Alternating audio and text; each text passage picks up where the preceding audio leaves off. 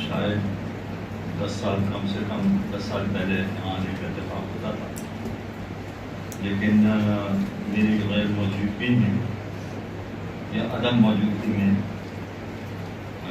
میرے دو بیٹے یہاں ذمہ داریاں پوری کرتے رہے ہیں، مولانا حمید مہدوی اور مولانا فقیر مہدوی۔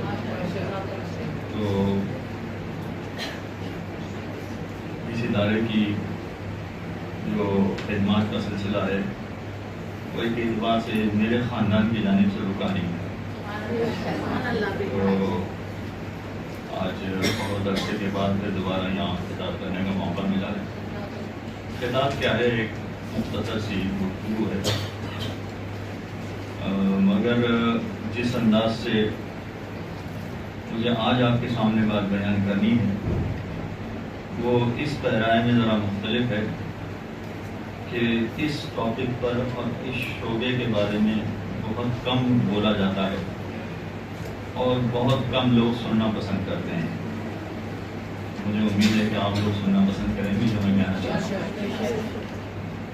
اس لیے جو آج کا ٹاپک ہے وہ یہ ہے کہ فقہ سمجھنے کا طریقہ اور اس کے فوائد۔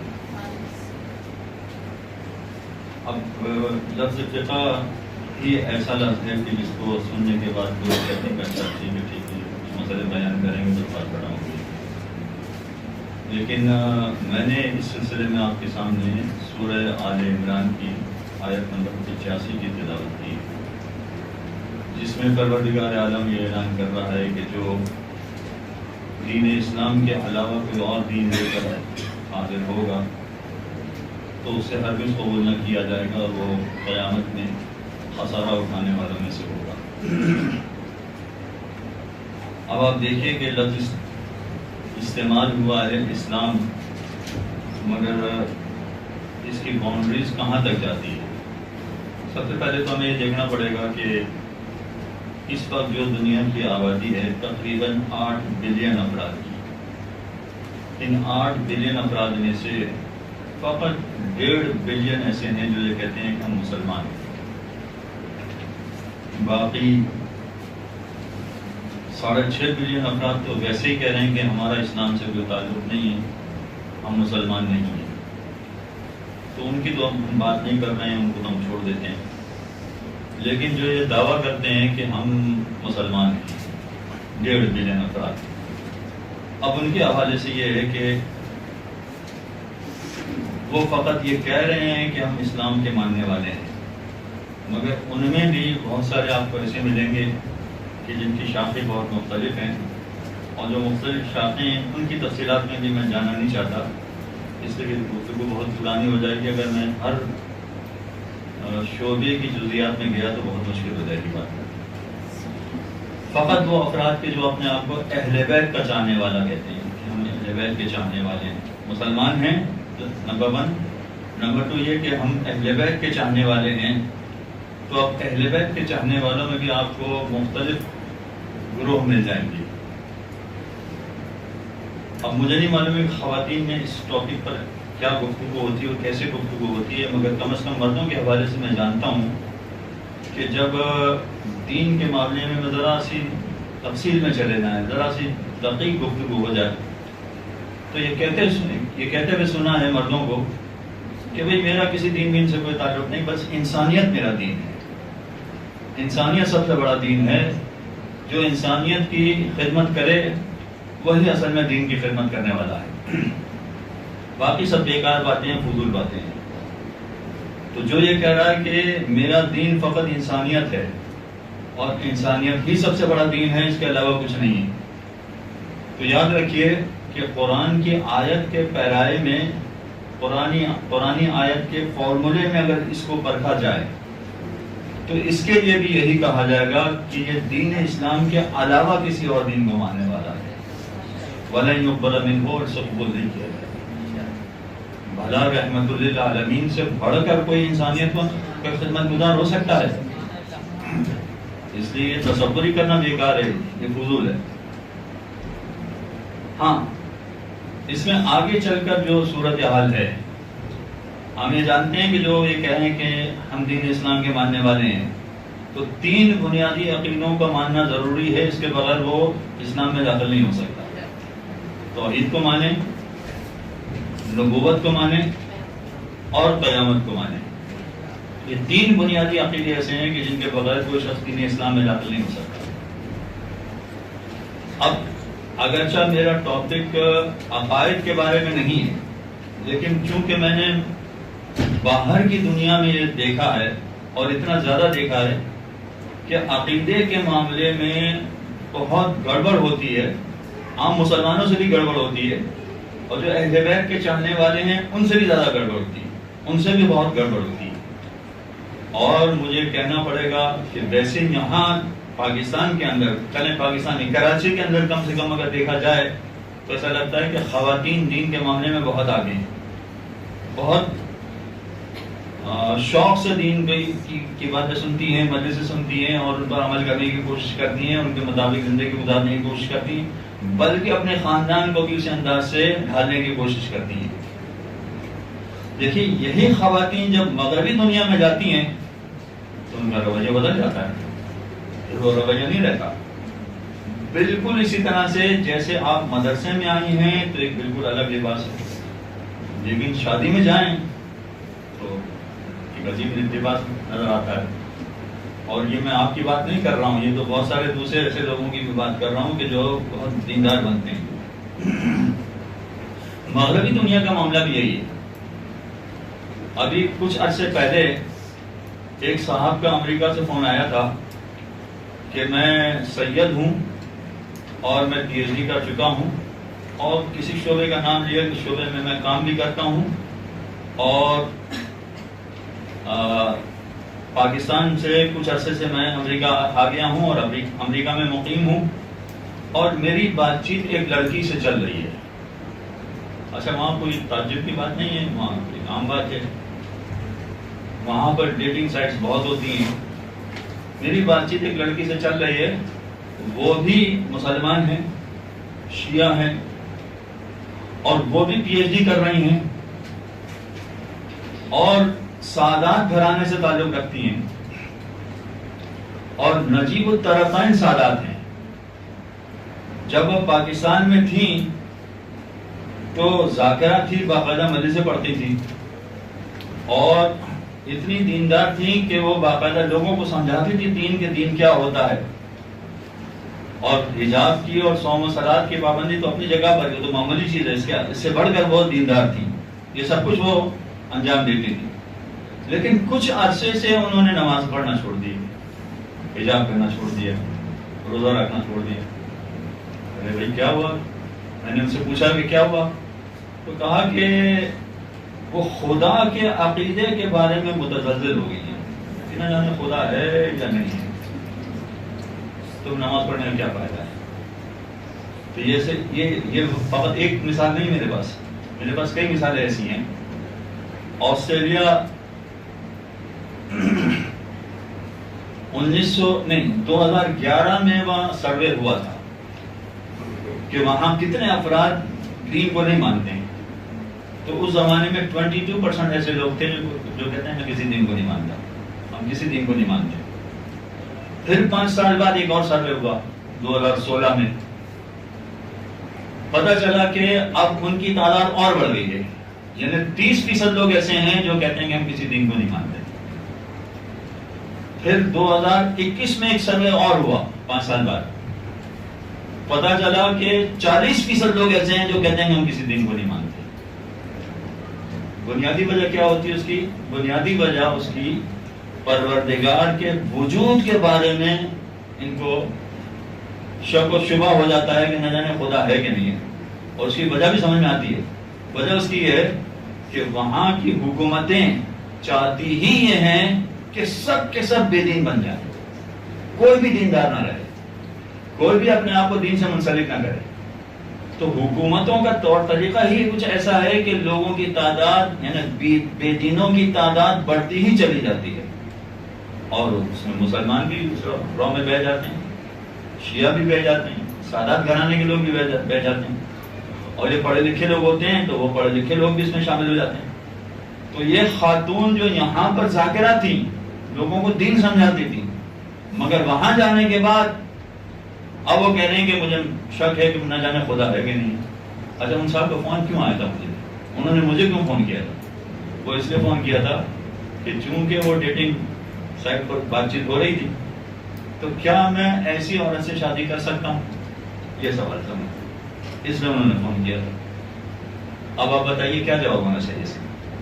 شادی کر سکتی ہیں، ذاکرہ ہیں، 100 صلوات کی پابند تھی، نصیب الطرف ہیں، کیا کرنا چاہیے تھا؟ شادی کر سکتی ہیں؟ جی ہاں، اب جواب صحیح ہے بالکل، اس لیے کہ جو خدا کو نہیں مانتا ہے وہ مسلمان کب رہا؟ اہل بیت کا چاہنے والا تو بہت دور کی بات ہو گئی، خدا ہی کو نہیں مانتا جو، تو بڑا مسلمان کہاں رہا؟ تو ایسے سے شادی کہاں ہو سکے گی؟ اچھا پھر وہ کنونس کرنے کی خاطر کہ نہیں بھائی کوئی ایسا راستہ نکالیں کہ میری شادی ہو جائے ان سے، ہاں اگر میں اس نیت سے شادی کروں کہ چلیں میں ان کو کنونس کر دوں گا اور میں ان کو سمجھا لوں گا کہ نہیں خدا ہے اور یہ تم نے جو راستہ اختیار کیا غلط ہے، تو پھر اجازت مل جائے گی یا نہیں؟ یعنی وہ کوئی نہ کوئی راستہ ڈھونڈنے کی کوشش کرتے ہیں۔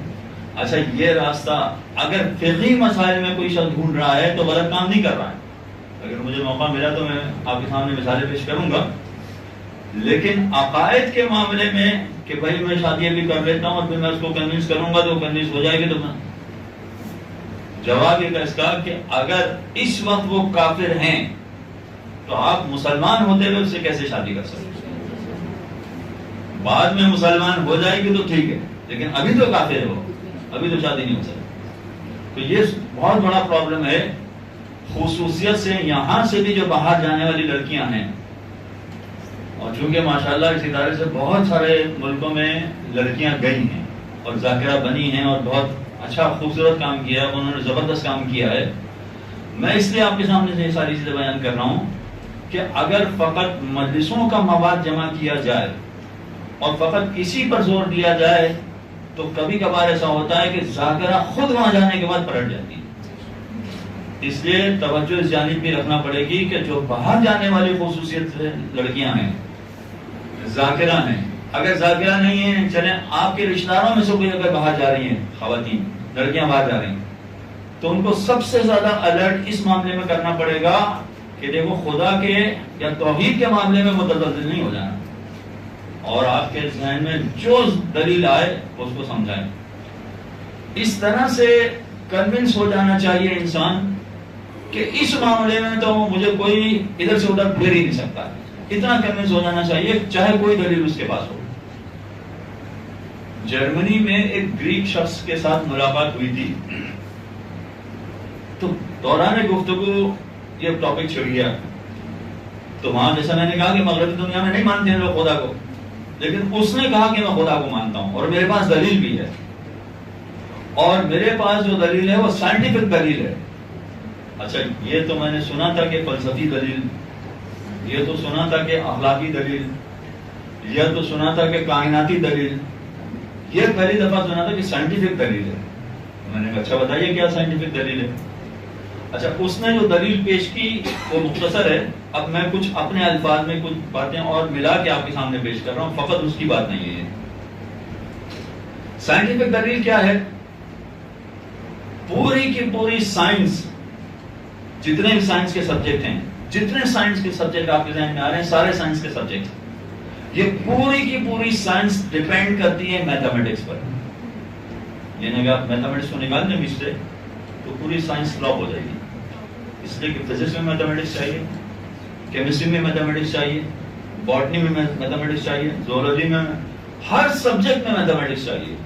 اگر آپ میتھمیٹکس کو بیچ میں نکال دیں تو پوری سائنس فلاپ ہو جائے گی۔ ہاں بات تو صحیح ہے۔ اچھا میتھمیٹکس ڈیپینڈ کرتی ہے 4 فارمولا پر، اگر یہ 4 فارمولا میتھمیٹکس سے نکال دیے جائیں تو پوری میتھمیٹکس فلاپ ہو کے گر جائے گی، میتھمیٹکس نہیں بچے گی پوری۔ وہ 4 فارمولا کیا ہے؟ پلس، مائنس، ملٹیپلیکیشن، ڈویژن، یہ 4 فارمولا۔ اگر یہ 4 فارمولا میتھمیٹکس سے نکال دیے جائیں تو میتھمیٹکس میں کچھ نہیں بچے گا، پھر کوئی چیز میتھمیٹکس میں نہیں بچے گی، ختم ہو جائے گی ساری چیز، ٹھیک ہے؟ ہاں صاحب بات تو صحیح ہے، بالکل ٹھیک ہے. اچھا میتھمیٹکس میں یہ 4 فارمولے جو ہیں اس کو ہم اپلائی کرتے ہیں. 0 کو 0 کے ساتھ پلس کریں کیا نتیجہ نکلے گا؟ 0 کو 0 سے مائنس کریں کیا نتیجہ نکلے گا؟ 0 کو 0 سے ملٹیپلائی کریں کیا نتیجہ نکلے گا؟ اور 0 کو 0 سے ڈیوائڈ کریں تو کیا نتیجہ نکلے گا؟ 0 نتیجہ نکلنا چاہیے، مگر 0 نہیں، یہ پوری کائنات موجود ہے. اس کا مطلب ہے کہ شروع میں 0 نہیں تھا، کچھ تھا جس نے اس پوری کائنات کو خلق کیا. لہذا سائنسی اعتبار سے بھی دیکھا جائے تو 0 کبھی نہیں تھا، کچھ تھا جس نے سب کچھ وجود عطا کیا، وجود بخشا، اور یہ کائنات وجود میں آ گئی. اچھا یہ سائنسی دلیل ہے. اور ایک پرانی دلیل تو آپ نے سنی ہوگی. پرانے زمانے میں جب کاٹن سے دھاگا بنایا جاتا تھا تو گھروں میں بنایا جاتا تھا. تو گھروں میں جب دھاگا بنایا جاتا تھا تو وہ عورتیں ہی بناتی تھیں. وہ کاٹن لے کر آتی تھی اور کاٹن سے وہ چرخا چلاتی تھی. چرخا چلانے والی اس بوڑھی جو کئی سو سال پرانی بات ہوگی ہے، اسے پوچھا کہ کیا تم خدا کو مانتی ہو؟ مانتی ہوں. کیا دلیل ہے؟ سوچ میں پڑ گئی. آدمی سوچ میں پڑ جاتا نا 1 منٹ کے لیے، تو کیا دلیل ہے؟ سوچ میں پڑ گئی. کہا کہ میں جب یہ چرخا چلاتی ہوں تو یہ چلنے لگتا ہے، اور جب ہاتھ روک دیتی ہوں تو رک جاتا ہے. تو اتنا چھوٹا سا چرخا بغیر چلانے والے کے نہیں چل سکتا، تو اتنی بڑی کائنات بغیر چلانے والے کے کیسے چل سکتا؟ یہ اس کی دلیل ہے. لہذا کوئی نہ کوئی دلیل ایسا ہونا چاہیے جس سے اتنا انسان کنونس ہو جائے کہ کوئی کسی انداز کی دلیل پیش کرے کہ خدا ہے کہ نہیں ہے، تو اس کی باتوں میں نہ آئے، اس کی دلیلوں میں ہرگز نہ آئے. یہ ایک پہلو ہے عقائد کے حوالے سے. اچھا اب یہاں جو بات آ گئی ہے تو میں ذرا اس کو آگے بڑھاؤں. آپ نے اب تک ایک جملہ سنا ہوگا کہ اصول دین میں تقلید نہیں ہوتی ہے. کتابوں میں لکھا ہے، توضیح المسائل میں بھی لکھا ہے، یا اعلیٰ جملہ میں مانتا ہوں توضیح المسائل میں بھی یہ جملہ لکھا ہے کہ اصول دین میں تقلید نہیں ہوتی. مگر یہ جملہ نامکمل ہے. نامکمل میں یہ معنی کہہ رہا ہوں میں کہ چونکہ توضیح المسائل پڑھنے والے جو بنیادی لوگ ہوتے ہیں وہ سطحی علم حاصل کرنے والے لوگ ہوتے ہیں، ابھی نیا علم سیکھ رہے ہوتے ہیں، نئی باتیں سیکھ رہے ہوتے ہیں دین کی، تو ان کے لیے تو یہ جملہ صحیح ہے کہ توضیح المسائل میں جو جملہ لکھا ہے کہ اصول دین میں تقلید نہیں ہوتی، ان کے لیے تو صحیح ہے. لیکن حقیقتاً یہ جملہ صحیح نہیں ہے کہ اصول دین میں تقلید نہیں ہوتی. نہیں، یہ جملہ صحیح نہیں ہے. حقیقتاً یہ جملہ صحیح نہیں ہے. ہو سکتا ہے کہ آپ میں سے بعض کو تعجب لگے کہ یہ پہلی مرتبہ آپ یہ سن رہی ہیں کہ اصول دین میں تقلید نہیں ہے. اصول دین میں تقلید نہیں ہے جملہ لکھا ہے، مگر میں کہہ رہا ہوں نہیں، اصول دین میں بھی تقلید ہے، اس میں بھی تقلید ہے. وجہ کیا ہے؟ اصول دین میں جو تقلید میں ہے 3 باتیں بتائی میں نے: توحید، نبوت، قیامت. اگر سطحی اعتبار سے دیکھا جائے کہ خدا ہے یا نہیں ہے تو ابھی آپ نے دلیل سنی کہ معمولی سے معمولی دلیل بھی اگر انسان کے لیے ہو تو کافی ہے، سمجھ جائے گا وہ. قیامت کے حوالے سے بھی کہ بھائی مرنے کے بعد خدا کی بارگاہ میں حاضر ہونا ہے، یہ اپنی بات. اگر قیامت نہ ہو تو پھر یہ پروردگار کو سب کچھ انسانوں کو پیدا کرنا، پھر ان کو آزمائش میں ڈالنا، ان ساری چیزوں کی ضرورت کیا تھی؟ یہ ساری چیزیں جو ہیں وہ بنیادی طور پر تو ہماری عقل تسلیم کرتی ہے، لیکن توحید سے لے کے قیامت تک، بلکہ آگے عدالت و امامت تک، ہر مقام پر ہم اپنی عقل کے ذریعے سے نہیں پہنچ سکتے. اپنے عقل کے ذریعے سے نہیں پہنچ سکتے. مثلا خدا خالق ہے، خدا رازق ہے. یہ سارے اللہ کے نام ہیں نا، کم سے کم 1000 نام ہیں جو آپ جوشن کبیر میں پڑھتی ہیں. یہ رازق ہے خدا. یہ رزق کس طرح سے دیتا ہے خدا، یہ ہم اپنی عقل سے نہیں سمجھ سکتے. خدا رزق کیسے دیتا ہے، خدا کے رزق دینے کا طریقہ کار کیا ہے، یہ ہم اپنی عقل سے نہیں سمجھ سکتے. حالانکہ یہ اصول دین میں داخل ہے کہ خدا رازق ہے. خدا کی جو صفات بیان کی جاتی ہیں سب اصول دین میں داخل ہیں، وہ ساری چیزیں اصول دین میں داخل ہیں. لیکن خدا رازق ہے تو خدا رزق کیسے دیتا ہے یہ ہم اپنی عقل سے نہیں سمجھ سکتے. یہ کوئی ہمیں بتائے گا، معصوم ہمیں بتائیں گے تو ہمیں پتہ چلے گا کہ اگر آپ اپنے رشتہ داروں کا خیال کریں گے تو آپ کے رزق میں برکت ہوگی. یہ اس کے ذریعے سے پتہ چلے گا. اس کا مطلب یہ ہوا کہ ہمیں معصوم کی تقلید کرنا پڑے گی. اب لفظ تقلید کو آپ وہ فطری کے اعتبار سے نہ دیکھیں. تقلید کا مطلب کسی کی بات ماننا. یہاں معصوم کی بات ہم سنیں گے، ان کی بات مانیں گے تو ہمیں پتہ چلے گا کہ خدا کیسا رزق دیتا ہے. خدا رحمان ہے، خدا رحیم ہے، مگر ہمیں نہیں پتہ چلتا خدا کیسے رحم کرتا ہے. خدا کس طرح سے رحم کرنے والا ہے یہ ہمیں نہیں پتہ چلتا ہے. یہ معصوم ہمیں بتاتے ہیں کہ اگر تم دوسروں پر رحم کرو گے تو خدا تم پر رحم کرے گا. یہ معصوم کو بتایا ہوتا ہے. تو بہت ساری چیزیں ایسی ہیں کہ جو معصوم بتائیں گے ہمیں. اصول دین میں بھی ہمیں ان کی بات ماننا پڑے گی. ہم اپنی عقل سے نہیں پہنچ سکتے وہاں تک. ہماری عقل اس قابل نہیں ہے کہ ہم اصول دین کے ان جزیات کو ہم درک کر سکیں، حاصل کر سکیں. یہ ہمارے بس کی بات نہیں، ہم نہیں کر سکتے. اسی طرح سے معصوم نے بتایا، ہم یہاں تک تو پہنچ سکتے ہیں کہ ہاں بھائی مرنے کے بعد خدا کی بارگاہ میں حاضر ہونا چاہیے، ورنہ یہ ساری دنیا بنانے کا فائدہ کیا ہے. لہذا کچھ نہ کچھ ہونا چاہیے کہ مرنے کے بعد خدا کی بارگاہ میں حاضر ہونا ہے. مگر مرنے کے بعد کیا ہوگا یہ ہم اپنی عقل سے نہیں سوچ سکتے. جہنم میں کیا ہونے والا ہے یہ معصوم نے ہمیں بتایا کہ جہنم میں یہ ہونے والا ہے. جنت میں کیا ہوگا، جنت میں کیا نعمتیں ملیں گی یہ معصوم ہمیں بتائیں گے تو ہمیں پتہ چلے گا کہ جنت میں. تو اس کا مطلب یہ ہوا کہ اصول دین میں بھی تقلید ہے، مگر عام آدمی کی تقلید نہیں ہے. اس کی تقلید ہے جو عصمت کی منزل پر فائز ہو. جو عصمت کی منزل پر پہنچے وہ ہمیں بتائیں گے کہ آگے کیا ہونے والا ہے. اصول دین میں پروردگار کا طریقہ کار کیا ہے، کیسے وہ کرتا ہے، یہ وہ ہمیں سمجھائیں گے. اچھا، اب یہاں اس منزل پر پہنچنے کے بعد کہ معصوم ہمیں سمجھائیں گے تو ہمیں پتہ چلے گا کہ پروردگار کس طرح رزق دیتا ہے، پروردگار کس طرح رحم کرتا ہے، پروردگار کس طرح خلق کرتا ہے یعنی اولاد دیتا ہے. یہ معصوم ہمیں بتائیں گے تو ہمیں پتہ چلے گا. لیکن شرعی مسائل کی طرح یہاں پر بھی جو کچھ معصوم بتائیں گے وہ سب کا سب ہماری سمجھ میں آ جائے یہ ضروری نہیں ہے. بہت ساری باتیں ہماری سمجھ میں آ جائیں گی. جو معصوم بتائیں گے ان میں سے بہت ساری باتیں ہماری سمجھ میں آ جائیں گی. بہت ساری باتیں ہماری سمجھ میں آ جائیں گی کا مطلب یہ ہے کہ معصوم نے یہ کہا کہ مثلا شادی کرو تو تمہارے رزق میں اضافہ ہوگا، اور نے دیکھا کہ ہاں شادی کی تو اس رزق میں اضافہ ہو گیا. تو کچھ باتیں ایسی ہیں کہ جو انسان اپنے تجربات سے دیکھ لیتا ہے، سمجھ لیتا ہے کہ ہاں ایسا ہوتا ہے. لیکن اس کے باوجود ضروری نہیں ہے کہ معصوم کی بتائی ساری باتیں بھی ہم سمجھ سکیں.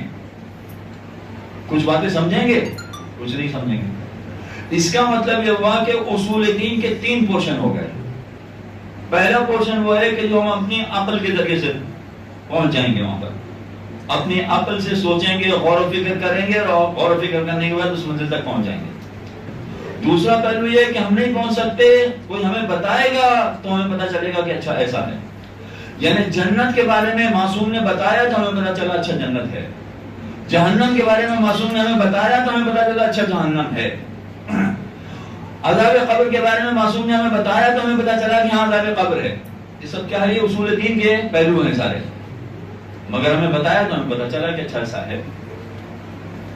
لیکن کچھ باتیں ایسی ہوں گی کہ جو معصوم بتائیں گے ہم سن تو لیں گے، ان کی بات پر اعتماد بھی کریں گے، ان کی بات پر پورا بھروسہ بھی کریں گے، مگر ہماری عقل سوچ میں پڑ جائے گی کہ یہ کیسے ہوگا، یہ کس طرح ممکن ہوگا. اب میں آپ ہی لوگوں کی ایک مثال دیتا ہوں، شاید آپ کی دلچسپی کا سبب بن جائے. معصوم ہی کی بتائی بات ہے کہ جنت میں جو نعمتیں ملیں گی وہ باغات ہوں گے، وہ نہریں ہوں گی، وہ مکانات ہوں گے، وہ خدمت گزار ہوں گے، مگر اس میں ایک چیز ہے کہ حوریں بھی ہوں گی. اچھا، اب یہ سمجھ میں تو آتا ہے کہ مردوں کے لیے حوریں ہوں تو سمجھ میں آتا ہے، عورتوں کے لیے حوروں کی کیا، یعنی اس کا کیا سینس بنتا ہے؟ کم از کم میری سمجھ میں نہیں آ رہا، ہو سکتا آپ لوگوں کی کچھ سمجھ میں آ رہا ہو. تو کچھ چیزیں ایسی ہیں کہ جو سمجھ میں نہیں آئیں گی. تو اصول دین میں بھی 3 پہلو ہو گئے. ایک یہ کہ ہم اپنی عقل کے ذریعے سے پہنچ گئے, دوسرا یہ کہ اپنی عقل کے ذریعے سے نہیں پہنچے مگر معصوم نے بتایا تو ہمیں پتہ چل گیا اور ہمیں اطمینان ہو گیا کہ ہاں ایسا ہے. اور تیسرا پہلو یہ کہ معصوم نے بتایا مگر پھر بھی وہ علامہ علی نقی نقن صاحب کا ایک جملہ مجھے یاد آ رہا ہے کہ جناب زینب جب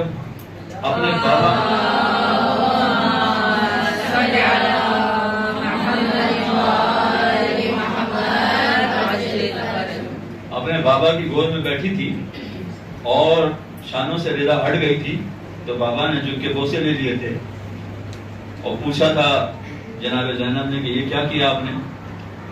تو مولا نے سمجھایا تھا کہ تمہارے ان ہاتھوں میں رسن باندھے جائیں گے.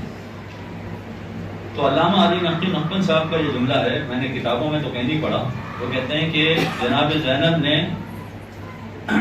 کہا کہ میں بہت چھوٹی تھی لیکن جب میں بڑی ہوئی تو نہ جانے کب میں نے یہ سوچا, جب گھرانہ پورا بھائیوں سے بھر گیا تو نہ جانے کب میں نے یہ سوچا کہ جس بہن کا ایک بھائی ہوتا ہے اس کی طرف کوئی آنکھ اٹھا کے نہیں دیکھ سکتا. تو اب یہ سارا معاملہ ایسا ہے کہ اس میں انسان مختلف مراحل میں سوچتا رہتا ہے. میں مسائل ابھی نہیں بیان کرنا چاہ رہا تھا, فقط ایک مثال دینا چاہ رہا تھا کہ معصوم نے بات کہی ہے مگر پھر بھی نہ جانے انسان کب سوچنے لگتا ہے یہ کیسے ہوگا, یہ کس طرح سے ہوگا. تو یہ معاملہ بھی اسی طرح کا ہے کہ اگر قرآن میں تذکرہ ہے ساری نعمتوں کا تو کچھ نعمتوں کی بات تو سمجھ میں آتی ہے کہ ہاں یہ نعمتیں, مگر کچھ نعمتوں کی بات میری سمجھ میں نہیں آتی, ہو سکتا ہے کسی اور کی سمجھ میں. لہذا معصوم کی ساری باتیں سمجھ میں آئیں یہ ضروری نہیں. یہ اگرچہ میرا ٹاپک نہیں تھا, میرا ٹاپک تو فقہ تھا, لیکن یہ اصول دین کی بات بیچ میں آ گئی اس لیے میں بیان. اچھا, اسی طرح سے آخرت کے بارے میں اتنا تو پتا ہے کہ خدا کی بارگاہ میں حاضر ہونا ہے, لیکن خدا کی بارگاہ میں حاضر ہونے کے بعد کیا ہوگا یہ ہم اپنی عقل سے نہیں طے کر سکتے, یہ ہماری عقل میں نہیں آئے گا. اس لیے کہ یہودی یہ کہتے ہیں کہ فقط یہودی جنت میں جائیں گے, باقی کوئی نہیں جائے گا. یہ ان کا طریقہ. عیسائی کہتے ہیں کہ کوئی بھی جہنم میں نہیں جائے گا, سب کے سب جنت میں جائیں گے, اس لیے کہ انسانوں نے جتنی برائیاں کی تھی اس کے بدلے میں جناب عیسیٰ سولی پر چڑھ گئے تھے, لہذا اس کا خمیازہ جناب عیسیٰ نے بھگت دیا, بس کافی ہے. تو کیا بات صحیح ہے؟ ہم کہتے ہیں کہ نہیں, جو اچھائی کرنے والا ہے وہ جنت میں جائے گا, جو برائی کرنے والا ہے وہ جنت. کیا بات صحیح ہے؟ فقط یہودی جنت میں جائیں گے, کوئی بھی جہنم میں نہیں جائے گا, یعنی یہ ہم اپنے عقل سے نہیں سوچ سکتے. یہ باقاعدہ کوئی ہمیں سمجھائے گا. قرآن بتا رہا ہے مسلسل ان الانسان لفی خسر الا الذین آمنوا وعملوا الصالحات, جو عمل اور ایمان کی منزل پر پہنچے گا وہ کامیاب ہے, باقی سب کام. تو یہ ساری منزلیں ایسی ہیں کہ اصول دین کے بارے میں بھی جو ایک کانسیپٹ ہے کہ اصول دین میں کوئی تقلید نہیں ہے, یہ کم از کم آپ آج کریکٹ کر لیں اس کو کہ نہیں ایسا نہیں ہے. ایک منزل تک جو ہے اصول دین میں تقلید نہیں ہے, مگر آگے جا کے پھر ہمیں معصوم کی بات ماننا پڑے گی کہ کیا ہے. یہ ایک بات مکمل ہو گئی. اب اس کے بعد وہ دوسری منزل آتی ہے.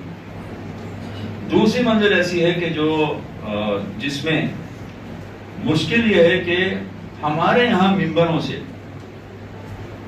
یعنی اب عمل کی بات ہو رہی ہے, ہمارے یہاں ممبروں سے جو کچھ بیان کیا جاتا ہے اس میں سیاست کا ٹاپک بیان کیا جاتا ہے, اس میں فضائل معصومین کے پڑھے جاتے ہیں, اس میں تبرہ پڑھا جاتا ہے, اس میں اخلاقیات پڑھی جاتی ہیں. یہ سارے ٹاپک تو پڑھے جاتے ہیں, اس کے علاوہ بھی ٹاپک ہوں گے جو پڑھے جاتے ہوں گے, اور بڑے بڑے ممبروں سے سارے ٹاپک پڑھے جاتے ہیں. یہ سارے ٹاپک ہمارے یہاں سے پڑھے جاتے ہیں. افسوس کی بات یہ ہے کہ اگر نہیں پڑھا جاتا ہے تو فقہ کا ٹاپک نہیں پڑھا جاتا, فقہ پر زیادہ توجہ نہیں دیتے. اچھا, نہیں پڑھا جاتا اس کی وجہ بھی یہ ہے کہ بلانے والے اس ٹاپک کو سننا ہی نہیں چاہتے ہیں, تو پڑھنے والا کہاں سے پڑھے گا؟ اصل تو بلانے والے ہیں نا. اگر بلانے والے فضائل پڑھنے والے کو بلانا چاہتے ہیں تو ٹھیک ہے, وہ فضائل پڑھیں گے. اگر سیاست پڑھنے والوں کو بلانا چاہتے ہیں تو وہ پڑھیں گے. لیکن فقہ کوئی سننا ہی نہیں چاہتا، یعنی ماحول ہی ایسا بنا ہوا ہے کہ یہ اس ٹاپک کو کوئی سننا ہی نہیں چاہتا، تو کہاں سے پڑھا جائے گا؟ تو ایکچوئل ایک طرح سے ذمہ دار تو یہ سننے والے ہیں. سننے والے کہہ لیں یا مجلس برپا کہنے والے کرنے. مجلس برپا کرنے والے مثلا اگر یہ سننا ہی نہیں چاہتے ہیں تو پھر ایسی صورت میں کہاں سے بیان کیا جائے گا؟ جبکہ حقیقت یہ ہے کہ جو ٹاپک بھی پڑھا جائے، چاہے سیاست پڑھی جائے، چاہے فضائل پڑھے جائیں، چاہے تبرہ پڑھا جائے، چاہے اخلاقیات پڑھی جائیں، چاہے فلسفہ، جو ٹاپک بھی پڑھا جائے گا اس کو فقہ کے پیمانے پر پرکھنا پڑے گا کہ فقہ کے پیمانے پر وہ پورا اترتا ہے یا نہیں اترتا. اگر وہ فقہ کے پیمانے پر پورا نہیں اترتا ہے تو اس کو وہ نہیں پڑھنا چاہیے، اسے وہ چیز نہیں پڑھنا چاہیے. اب میں آپ کو ایک مثال بھی دے دوں تاکہ یہ بات واضح ہو جائے جو میں کہنے جا رہا ہوں. میں نے 4-5 چیزیں آپ کے سامنے بیان کر دی ہیں، 4-5 چیزوں کی ہو سکتا ہے مثال میں نے دے سکوں. ایک کی مثال دے دیتا ہوں، سیاست کی مثال دے دیتا ہوں. مثلا جو سیاست پڑھنے والے ہمارے علماء ہیں، جو کوئی اس پارٹی میں شامل ہونے کا اعلان کرتا ہے تو کوئی اس پارٹی میں شامل ہونے کا اعلان کرتا ہے، مثلا جو اس طرح کی باتیں کر رہے ہوتے ہیں. تو اب یہ سیاست پڑھنے والے علماء کے حوالے سے کہ سیاست بھی جو بیان کر رہے ہیں وہ اگر فقہ کے معیار پر پورا اتر رہی ہو تو وہ بیان کر سکتے ہیں، ورنہ وہ بیان نہیں کر سکتے. اچھا میں ابھی علماء کو ایک طرف کر دیتا ہوں، علماء کی بات نہیں کر رہا ہوں، فقط سیاست دانوں کی بات کر رہا ہوں. فقط سیاست دانوں کو آپ پیش نظر رکھیے. دنیا میں اس وقت اگرچہ مجھے معلوم ہے کہ خواتین کو سیاست میں زیادہ دلچسپی نہیں ہوتی ہے، چند خواتین ہیں کہ جو زیادہ دلچسپی دیتی ہیں، لیکن چونکہ یہ مثال دینا ذرا مشکل ہے لہذا یہ مشکل والی مثال میں آپ کے سامنے پیش کر رہا ہوں. دنیا میں زیادہ تر ممالک میں اب جمہوریت رائج ہو رہی ہے. جمہوریت وہ چاہے نام میں ہر قسم کی جمہوریت ہو، لولی لنگڑی جمہوریت ہو یا صحیح معنوں میں جمہوریت ہو، کیسی بھی جمہوریت ہو، جمہوریت کا تذکرہ ہو رہا ہے. اس لیے مغربی دنیا والے چاہتے ہیں کہ پوری دنیا میں کم از کم نام کی حد تک جمہوریت نافذ کر دی جائے، کم از کم نام کی حد تک. اصل حقیقت یہ نہیں ہے، لیکن یہ کہ جمہوریت نافذ ہو رہی ہے، پوری دنیا میں رائج ہو رہی ہے. اب جمہوریت میں ہوتا کیا ہے کہ ایک پارٹی حکومت میں ہوتی ہے اور دوسری پارٹی اپوزیشن میں ہوتی ہے. ٹھیک ہے، کبھی یہ اپوزیشن والے حکومت میں آ جاتے ہیں اور حکومت والے اپوزیشن میں چلے جاتے ہیں. صحیح ہے. اب دنیا جہاں جمہوریت ہے، ساری جمہوریتوں کی بات کر رہا ہوں میں، جہاں جمہوریت ہے ان تمام مقامات پر اپوزیشن کا کام ہمیشہ حکومت کو برا بھلا کہنا ہوگا. یہ فقط پاکستان کی بات نہیں، پوری دنیا میں ایسے ہی ہوتا ہے.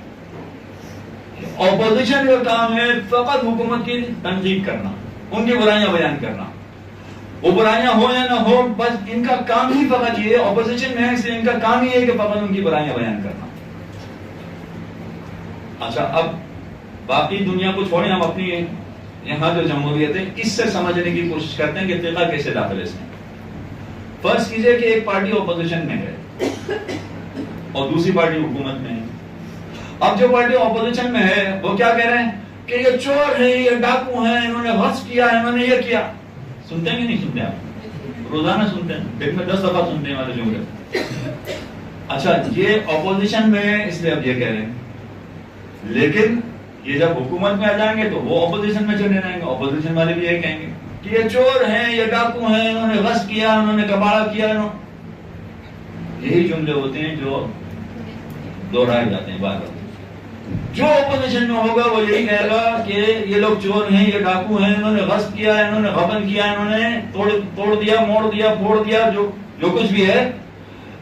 یہ چور اور ڈاکو کے نعرے پاکستان میں اتنے مشہور ہو گئے ہیں کہ شاید ہی کوئی شخص ہوگا جس نے یہ والے نعرے نہ سنا. اتنے مشہور ہو گئے ہیں کہ یہ چور ہیں، یہ ڈاکو.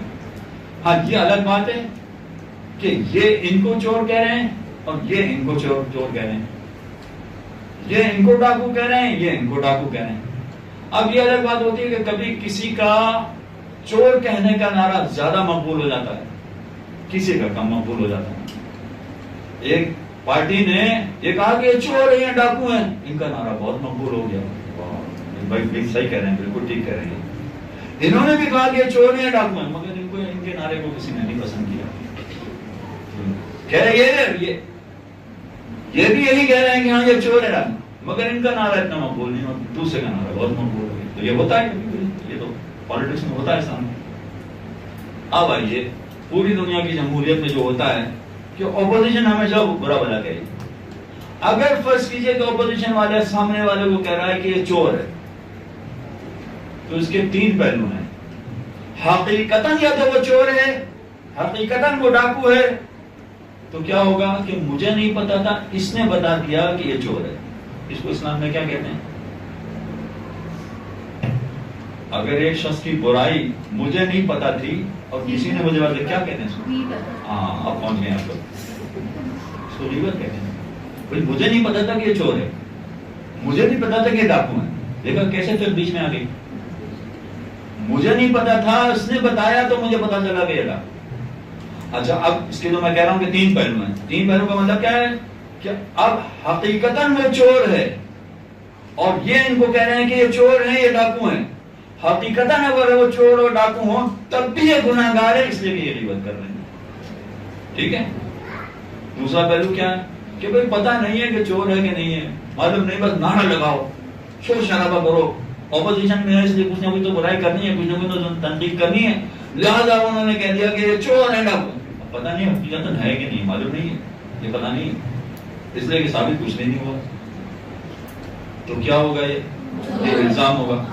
الزام ہے، ہوتا نہیں کہ آپ جانتے نہیں ہیں، آپ کو نہیں پتا ہے کہ حقیقتاً ہے یا نہیں ہے، ہوتا نہیں، الزام ہے. یہ اس سے بڑا گناہ ہے، غیبت سے بڑا گناہ ہو گیا ہے. ٹھیک ہے. لیکن پھر کیسے داخل ہوئی اس میں؟ تیسرا پہلو کیا ہے کہ جانتا ہے کہ چور نہیں ہے. یہ اپوزیشن والا جانتا ہے کہ یہ ڈاکو نہیں ہے، پھر بھی کہہ رہا ہے کہ چور ہے، ڈاکو ہے، پھر بھی یہ کہہ رہے ہیں کہ چور ہے، ڈاکو ہے. یہ تو جھوٹا الزام ہے، جھوٹا الزام لگا رہا ہے. اس سے بڑا گناہ ہو گیا. تو آپ نے دیکھا کہ سیاست میں بھی فقہ کیسے داخل ہو جاتی ہے، کیسے طے کیا جاتا ہے. سیاست میں بھی اگر کوئی آنا چاہے تو اس کو فقہ کی نالج کتنی ہونی چاہیے کہ وہ اچھی طرح سے اندازہ کر سکے کہ جو میں جملہ کہہ رہا ہوں، جو میں الفاظ بیان کر رہا ہوں، اس کی کیا اہمیت ہے. کہیں ایسا تو نہیں کہ میں خدا کی بارگاہ میں پکڑا جاؤں گا، کہیں ایسا تو نہیں کہ مجھے اپنے ان جملوں کی وجہ سے جہنم میں ڈال دیا جائے گا. یہ سوچتے ہی نہیں، کوئی اندازہ نہیں کرتا. تو عزیزان محترم، یہ جتنے بھی ٹاپک، عزیزان محترم تو میرے ایک چونکہ مردوں میں خطاب ہوتا ہے، بہت عرصے بعد خواتین نے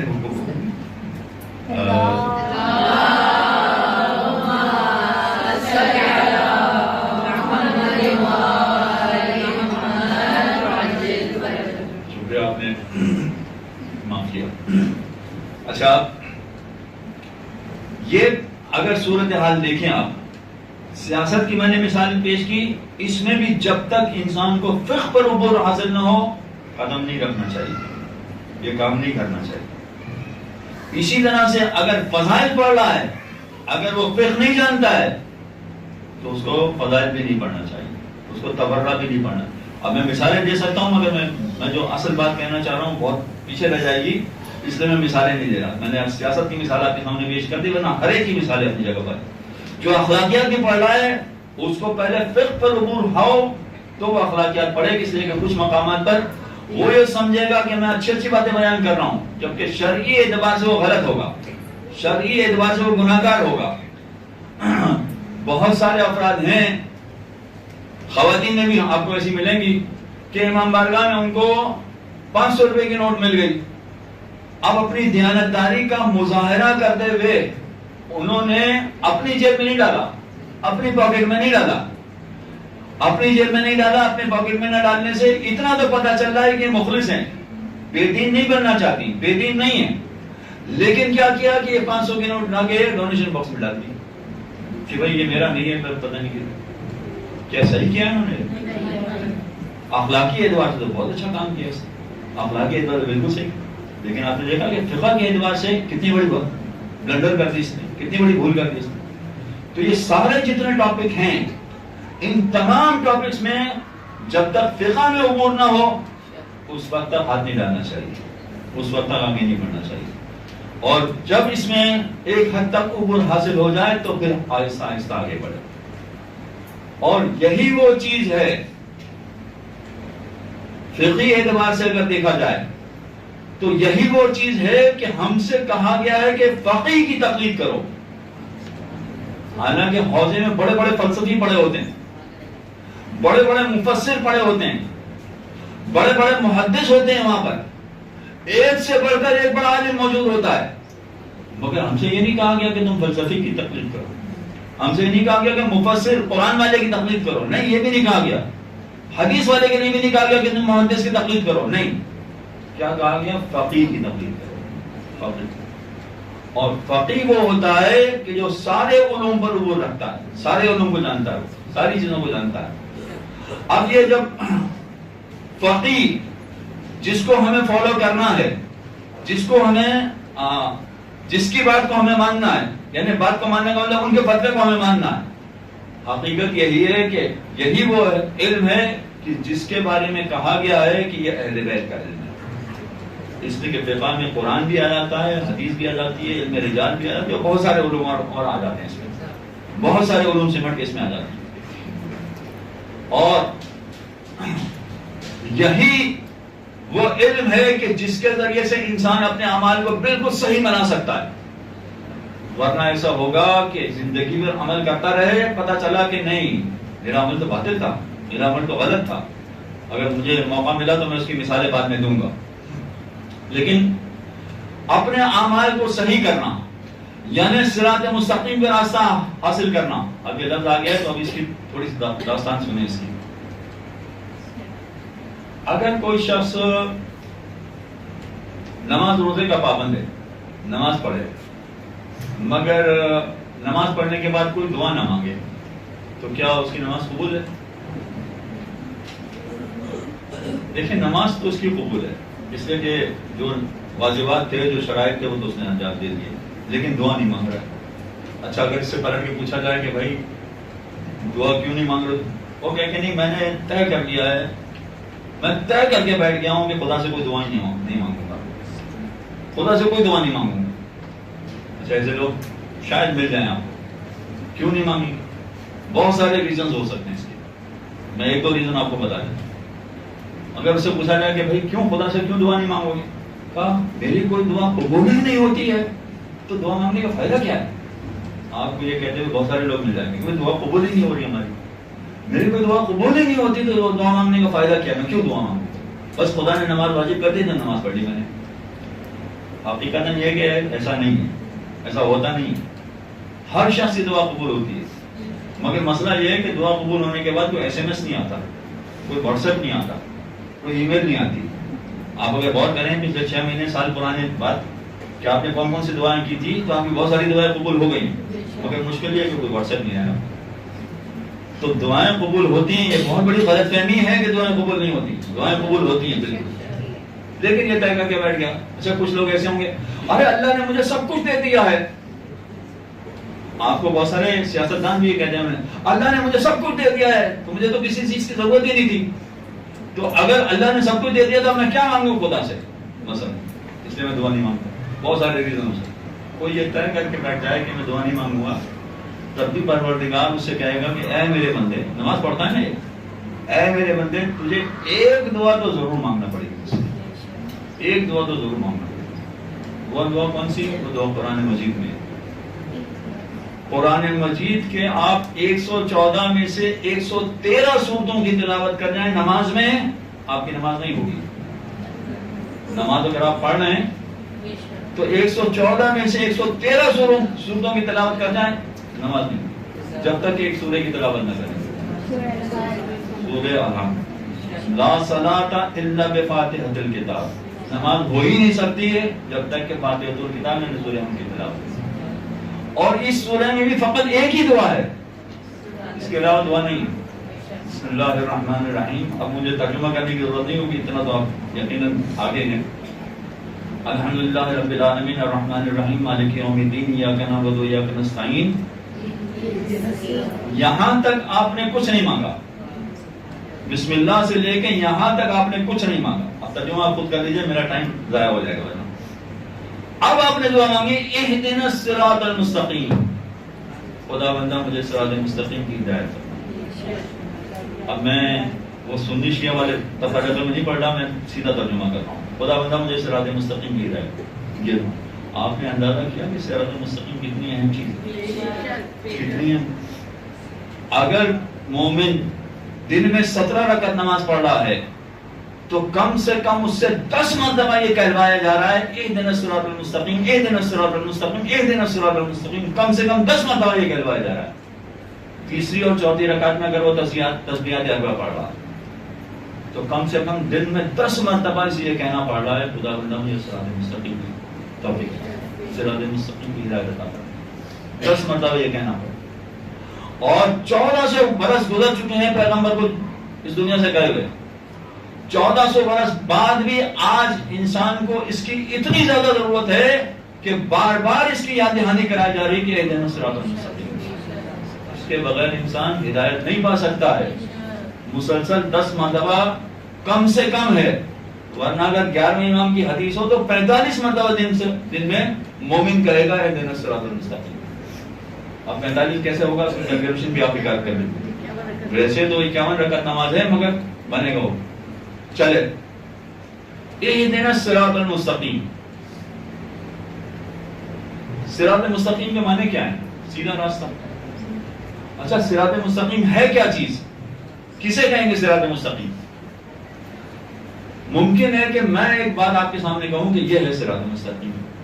آپ کہیں کہ ٹھیک ہے آپ کی بات سن لی ہم نے، مگر ہم کسی اور دوسرے بڑے مولانا سے، کسی بڑے عالم سے پوچھیں گے وہ کیا کہتے ہیں صراط مستقیم. وہ آپ کو ہو سکتا ہے وہ الگ بات بتائیں. کسی تیسرے سے پوچھیں گے تو کوئی اور الگ بات بتائیں. مگر نہیں، میں آپ کو اس وقت آیت اللہ سیستانی کا نام دے رہا ہوں. آیت اللہ سیستانی صراط مستقیم کس کو کہتے ہیں؟ وہ کس کو صراط مستقیم بتاتے ہیں؟ صراط مستقیم کا سوال ان سے کیا گیا کہ آقا یہ بتائیے کہ صراط مستقیم کیا ہے؟ عالم تشریع کے سب سے بڑے عالم، عالم جن کو کہا جاتا ہے، ان کا جواب ہے. کہا کہ صراط مستقیم 2 چیزیں ہیں. نمبر 1 ولایت علی اور اولاد علی.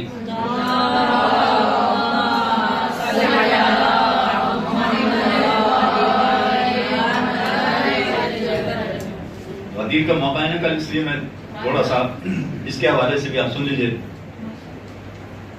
پہلی چیز ہے ولایت، معصومین کی ولایت. ٹھیک ہے. اچھا اب چونکہ غدیر کی بات ہے اس لیے میں تھوڑا سا اس کو مزید بیان کر رہا ہوں آپ کے سامنے. ولایت کے 2 حصے ہیں. 2 حصے کا مطلب یہ ہے کہ ایک تو انسان زبان سے کہے کہ میں 4 معصومین کو مانتا ہوں، اشہد ان علی ولی اللہ، زبان سے کہے. تو ایک زبان سے اقرار ہے ولایت کا، زبان سے کہنا کہ میں ولایت کا ماننے والا ہوں. اور دوسرا ہوتا ہے ولایت اس آدمی کی باڈی لینگویج. یہ آج کل کے زمانے میں بہت استعمال ہوتی ہے اس طرح باڈی لینگویج. ولایت کی باڈی لینگویج، کہ ولایت کی باڈی لینگویج کیا ہے اس کی. اچھا یہ باڈی لینگویج کی لینگویج جو ہے وہ کھیلوں میں بھی استعمال ہوتا ہے یہ لفظ، سیاست میں بھی استعمال ہوتا ہے یہ لفظ، اور باقی مقامات پر بھی بہت استعمال ہوتا ہے یہ لفظ. ولایت کے حوالے سے اس کی باڈی لینگویج کیا ہے، یہ کیا سوچتا ہے. اب میں آپ کو ایک مثال دیتا ہوں چھوٹی سی. 2 دوست ہیں جو آپس میں بات کر رہے ہیں.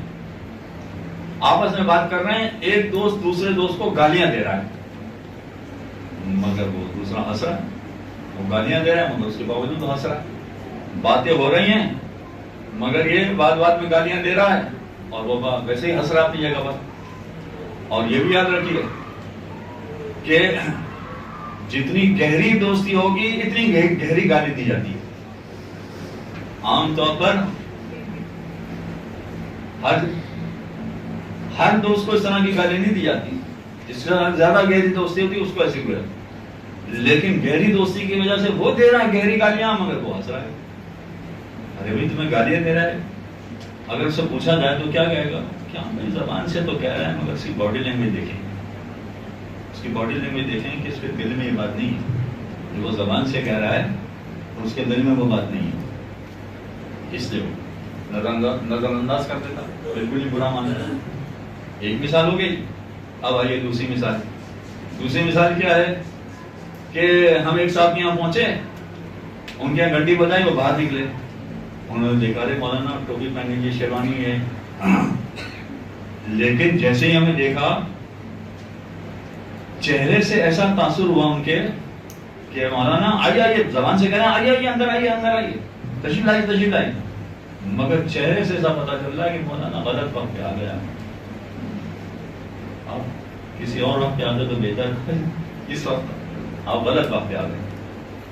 یہ کیا ہے؟ کیا زبان سے کہہ رہے ہیں آئیے آئیے اندر آئیے آئیے اندر آئیے، مگر ان کا طریقہ یہ ہے کہ بھائی نہ ہی آئے تو زیادہ بہتر ہے۔ یہ باڈی لینگویج ہے، تو اس میں کیا ہوگا اثر؟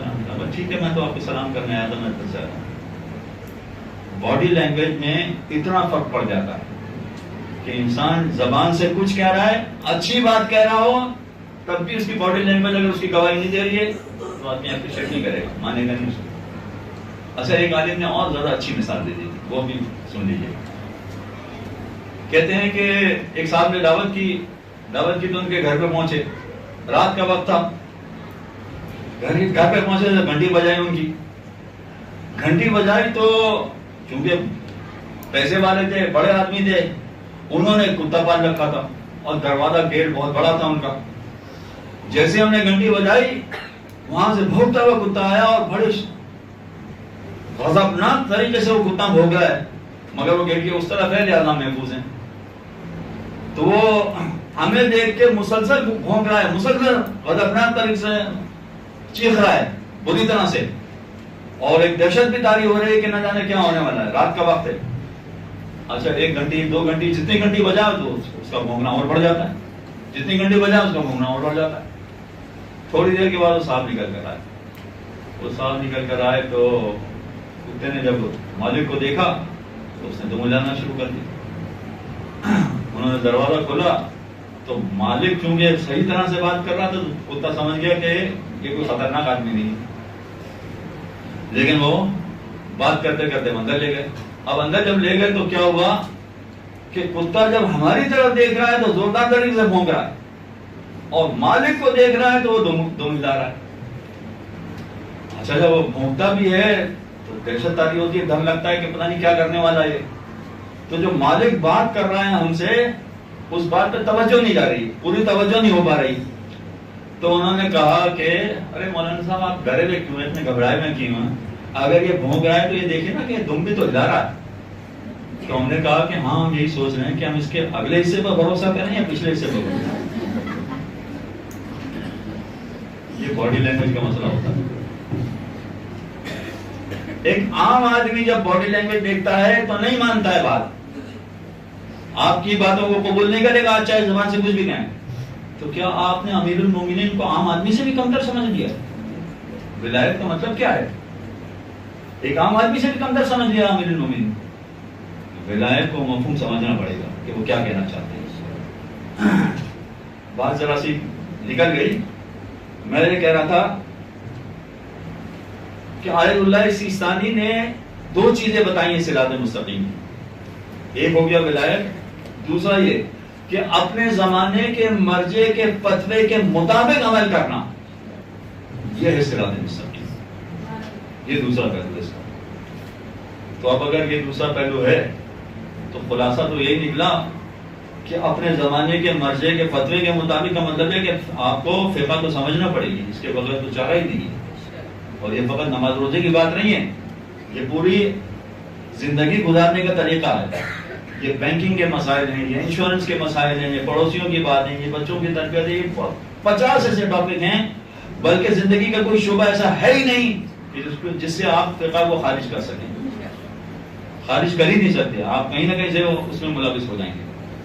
تو اب اگر یہ صورتحال ہے، ایسی صورتحال ہونے کے باوجود اب آپ دیکھ لیجئے کہ آپ میں سے جو ذاکرہ ہیں کیا یہ کوشش کر سکتی ہیں کہ جہاں کہیں بھی مجلس پڑھیں شروع میں کم از کم 1-2 شرعی مسائل ضرور بیان کرتے ہیں؟ ہاں یہ ضرور ہے کہ جتنا جانتی ہیں اتنا 1-2 کم از کم شرعی مسائل بیان کر کے لوگوں کو سمجھا دیں، خواتین کا مسئلہ سمجھ جائیں کہ ان کو کیا کرنا ہے، ان کی ذمہ داری کیا ہے۔ اور خواتین کے لیے عبادات کے حوالے سے زیادہ ذمہ داریاں ہیں.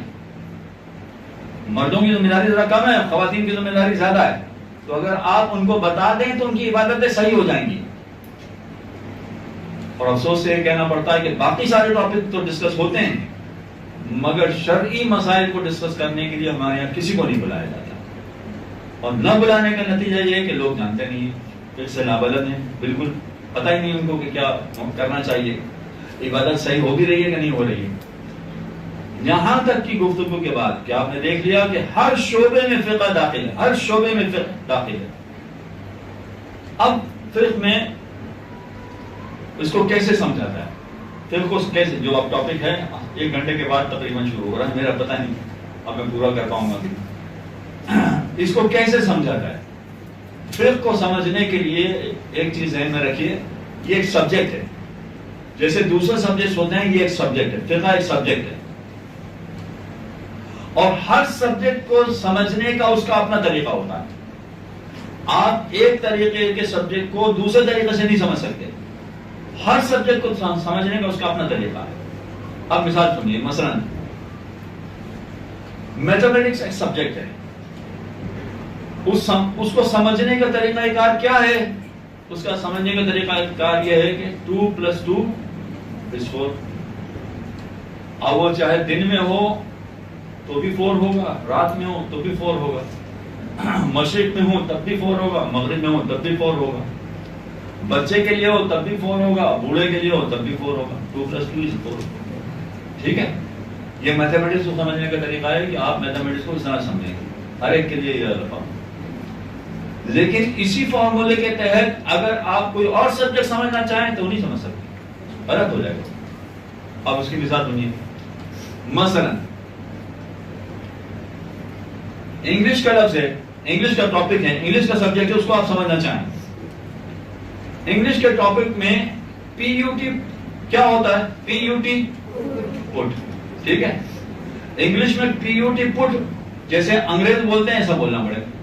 اچھا، آپ کہیں کہ میتھمیٹکس کی طرح یہاں پر بھی اگر PUT پٹ ہے تو BUT بٹ ہونا چاہیے، ہے کہ نہیں؟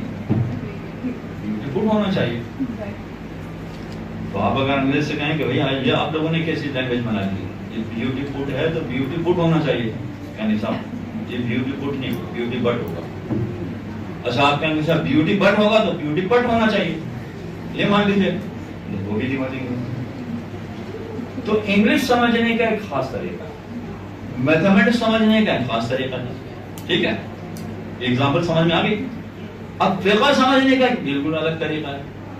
فقہ سمجھنے کے لیے سب سے پہلے تو یہ ذہن نشین کرانا پڑے گا لوگوں کو کہ فقہ میں لاجک نہیں پوچھی جاتی. وائی؟ ایسا کیوں ہے؟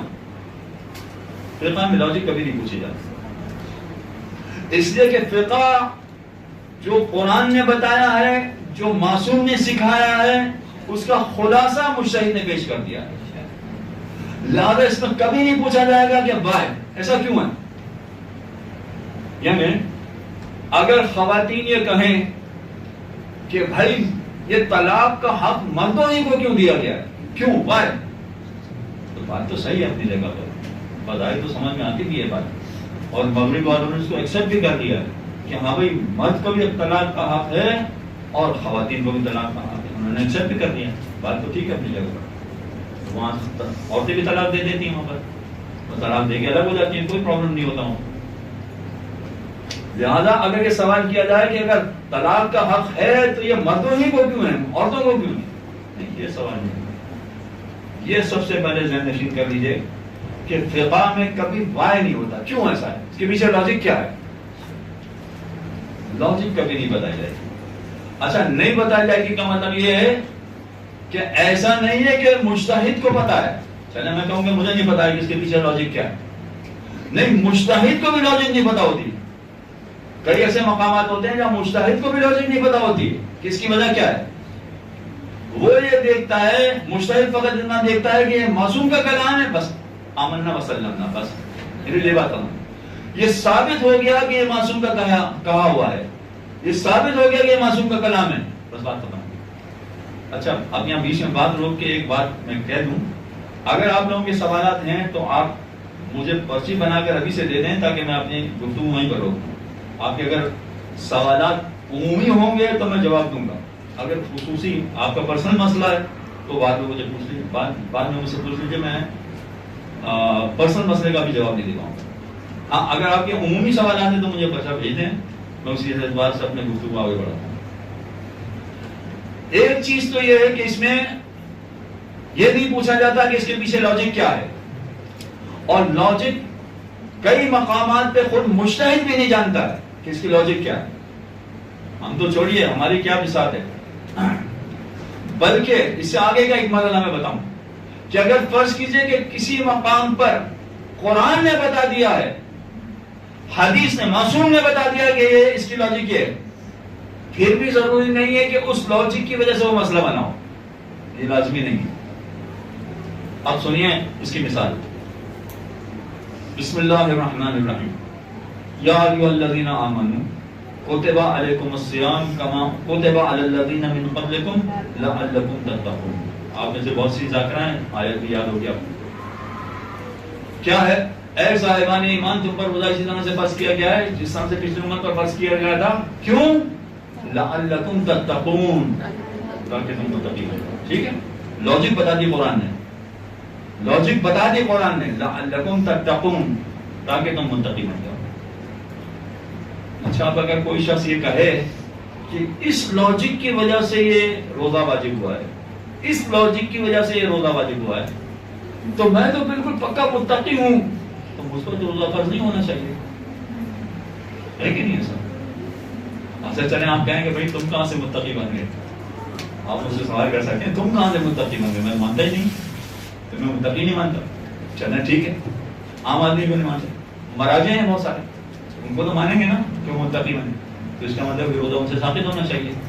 لعلکم تتقون، متقی بن گئے، لاجک بھی بتائیے قرآن نے، لعلکم تتقون، تاکہ تم متقی بناؤ، متقی بن گئے. چلیں اگر کوئی شخص مسجد کو بھی نہ مانتا ہو، خود معصوم، کیا امیر المومنین پر روزہ فرض نہیں ہوگا؟ وہ تو امام المتقین ہے، امام المتقین. تو لاجک بتا دی قرآن نے کہ یہ تاکہ تم متقی بن جاؤ. تو لاجک بتانے کے باوجود روزہ ثابت تو نہیں ہوا. اس کا مطلب یہ ہو گیا کہ اگر کسی مقام پر قرآن یا حدیث لاجک بتا بھی دے تو اس کی وجہ سے مسئلہ نہیں بدلے گا، مسئلے میں کسی طرح تبدیلی نہیں آئے گی. اور بھی مثالیں میرے پاس، مگر میں اب زیادہ آگے نہیں مثالیں پیش نہیں کر رہا. ایک مثال میرے خیال میں اسی طرح سمجھ میں آ گئی کہ لاجک اگر آ بھی گئی تب بھی ضروری نہیں ہے کہ مسئلے میں تبدیلی آ جائے، مسئلہ اپنی جگہ پر رہے گا. تو اگر فقہ سمجھنا ہے کسی کو یا فقہ سمجھانا ہے کسی کو تو سب سے پہلے یہ سمجھانا پڑے گا کہ دیکھیں اس میں لاجک کی بات نہیں کیجیے گا، وائے کا سوال نہیں ہوگا، اس میں کسی طرح کا کوئی سوال نہیں ہوگا وائے کا. ہاں اس کے بعد کا مرحلہ کیا ہے؟ اگر یہ چیز ذہن نشین ہو جائے کہ کسی طرح کی لاجک نہیں چلے گی اس میں. اچھا مغرب والوں کے تو بے شمار اس میں اعتراضات ہیں، بے شمار سوالات ہیں اس میں، لیکن ان تمام سوالوں کا جواب، یعنی آپ فرض کر لیجئے کہ ان کے 1000 اعتراضات ہیں، ان 1000 اعتراضات کا یہ ایک ہی جواب ہے کہ بھئی فقہ میں لاجک نہیں ہوا. بس بات ختم. وہ کہیں گے کہ یہ تو میں نے ایک مثال پیش کی. وہ دوسری بات یہ کہیں گے کہ بھئی مردوں کو 4 شادی کی اجازت کیوں ہے، عورتوں کو کیوں نہیں؟ یہ انڈر ایج لڑکیاں، یہ دعا زہرا، انڈر ایج لڑکیاں کیوں شادی نہیں کر سکتی ہیں یا کیوں شادی کر رہی ہیں؟ دونوں طرح کے اعتراض. اب اس میں باپ صحیح ہے یا بیٹی صحیح ہے یہ ایک الگ مسئلہ ہے، اس کو بھی طے کرنا پڑے گا فقہی مسئلے کے تحت. جو میڈیا میں شور شرابہ مچا ہوا ہے وہ اپنی جگہ پر، اس کی کوئی اہمیت نہیں ہے. اس مسئلے میں کیا صحیح ہے کیا غلط ہے وہ فقہ کے مسئلے کے تحت طے کرنا پڑے گا کہ کیا صحیح ہے کیا غلط ہے. لیکن اس کی تفصیل میں نہیں جا رہا ہوں، تو ایک الگ ٹاپک ہو جائے گا بالکل. تو اب یہ کہ انڈر ایج لڑکیوں کو شادی کی اجازت کیوں ہے، اور اس سے بھی بڑھ کر معاذ اللہ ثم معاذ اللہ وہ تو پیغمبر پر اعتراض کر دیتے ہیں کہ تمہارا پیغمبر تو وہ تھا کہ جو انڈر ایج لڑکیوں سے شادی کرتا تھا، معاذ اللہ ثم معاذ اللہ. تو یہ اعتراض، یعنی 50,000 قسم کے اعتراضات ہوں گے ان کے، اور وہ اعتراضات وہ گورے پیش نہیں کر رہے ہوں گے، وہی اہل بیت کے چاہنے والے پیش کر رہے ہوں گے. بھائی ایسا کیوں ہے، ہمارے دین میں ایسا کیوں ہے، ہمارے مذہب میں ایسا کیوں ہے؟ سب کا جواب دیکھیے کہ فقہ میں کوئی لاجک نہیں، جو معصوم نے کہہ دیا ہے اس کے مطابق تمہیں عمل کرنا ہے. اگر تم اہل بیت کے دین پر چلنا چاہتے ہو، اہل بیت کے ساتھ ساتھ چلنا چاہتے ہو، تو بس جو وہ کہہ رہے ہیں اس کو مان لو، اور اگر نہیں چلنا چاہتے ہو تو تمہارا راستہ الگ ہے، مذہب ہو جاؤ، بس ختم ہو گئی. اب یہاں اگر یہ چیز ذہن نشین کرانے میں کامیاب ہو جائیں کہ دیکھیں فقہ میں لاجک نہیں ہوگی، تو اب فقہ سمجھنا آسان ہو جائے گا. اب سمجھنا زیادہ آسان ہو جائے گا کہ کیسے سمجھا جائے گا اس کو. اب اس میں دوسرا طریقہ یہ ہے کہ فقہ سمجھنے کے لیے اگر کوئی شخص پوری توضیح المسائل رٹ لے اور لفظ بہ لفظ اس کو یاد ہو، صفحہ نمبر یاد ہو، اس کو لائن یاد ہو کہ یہ توضیح کے صفحہ نمبر فلاں پہ فلاں لائن میں یہ والا مسئلہ لکھا ہوا ہے مثلا، تو آپ کو کیا خیال ہے کہ وہ فقہ میں ماہر بن گیا، فقہ کا ماہر بن گیا؟ توضیح المسائل کی بات نہیں کرنا، ساری اس نے عربی کتابیں بھی رٹ لی، ساری اس نے فارسی کتابیں بھی مرجع کی رٹ لی، وہ فقہ کا ماہر بن گیا؟ نہیں بنے گا. یعنی وہ لفظ بہ لفظ ساری کتابیں یاد کر لیں. اچھا یہ ضرور ہے کہ ان کتابوں کے بغیر پڑھے بغیر مہارت پیدا نہیں ہوگی. فقہ میں مہارت پیدا کرنے کے لیے ان کتابوں کو پڑھنا ضروری ہے، ان کو پڑھنا پڑے گا، اس کے بغیر مہارت پیدا نہیں ہوگی. لیکن فقط ان کتابوں کے پڑھنے کی وجہ سے مہارت پیدا نہیں ہوگی.